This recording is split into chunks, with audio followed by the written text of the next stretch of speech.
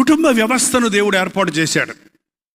ఇక్కడ యేసు ప్రభు ప్రత్యేకంగా రాకడ గురించి చెబుతూ నోవహు దినాలలో ఉన్నట్టుగా ఉంటుంది, లోతు దినాలలో ఉన్నట్టుగా ఉంటుంది అన్న విషయాన్ని హెచ్చరిస్తూ లోతు భార్యను జ్ఞాపకం చేసుకునుడి అని చెప్పి ఉన్నాడు. ఈ రోజుల్లో కూడా ఈ అంచె దినాలలో నోవహు దినాలలో ఉన్నట్టుగా ఉంటుంది. ఆ నోవహు దినాలలో ప్రజలు ఏం చేశారట? జనులు తినుచు కొనుచు అమ్ముచు నారు నాటుచు ఇంటి కట్టుకొనుచు ఉండిరి. ఏం పనండి? తినుచు తాగుచు కొనుచు అమ్ముచు నారు నాటుచు ఇండ్లు కట్టుకుంటున్నారు. అక్షరాల నోవహు దినాలను ఈరోజు మనం చూస్తున్నాం.